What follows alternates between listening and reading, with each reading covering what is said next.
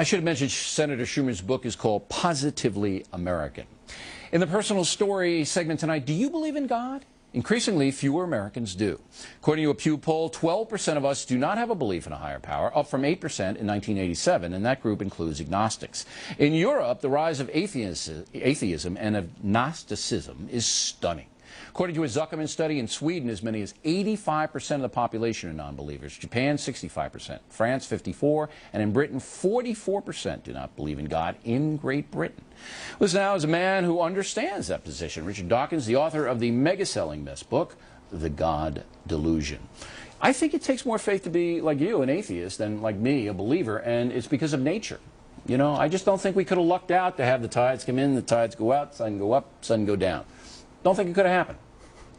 We have a very full understanding of why the tides go in, the tides go out, of why the continents drift about, of why life is there. Science is ever more piling on the evidence, piling on the understanding. But it had to get there. I understand that you know, the physiology of it, if you will, but it had to come from somewhere.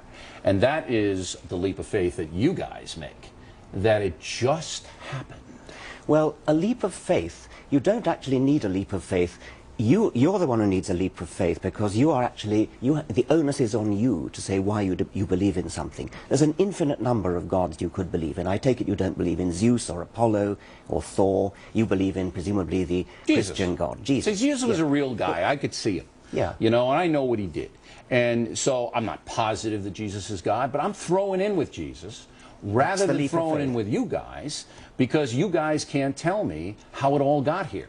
You guys don't know. We're working on it. Physicists are working. When you get it, then maybe I'll listen. Yeah. Well, no, I mean, if you look at the history of science over the centuries, the amount that's gained in knowledge each century is stupendous. In the beginning of the 21st century, we don't know everything. We have to be humble.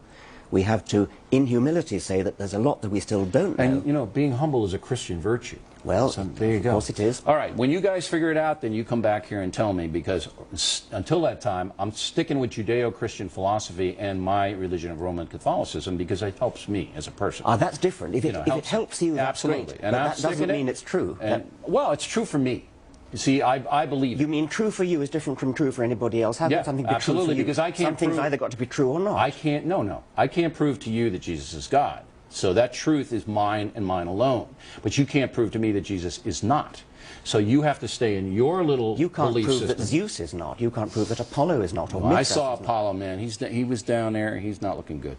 Now, we also differ in the sense that you feel that religion has been a bane, B-A-N-E, to civilization, and I feel atheism has. And I will point to the worst mass murderers in modern times: Hitler, Stalin, Mao, and Pol Pot.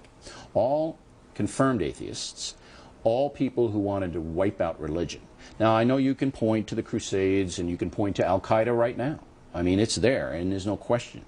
But I say I'm throwing in with the founding fathers of the United States, which saw religion, spirituality as a moderating influence, as a good thing if people embrace the true tenets. Go ahead. The founding fathers of the United States were secularists above all. Some of them were religious, some of them were not, but they were above all secularists who believed in keeping church and state separate. They had to because of the oppression in Europe. That was what they were, right. Precisely. But I mean, that was almost all of them, they all said a prayer before their deliberations. In their letters, and I have almost all their letters, they all reference the deity. Our Declaration of Independence references heavily. But they saw it as a moderating influence because the federal government at that point couldn't control the country. And they said, you know, if people follow Jesus, then the country's going to be better. It may well be a moderating influence. As for Hitler and Stalin and so on, I mean, of course, Hitler, by the way, was a Roman Catholic.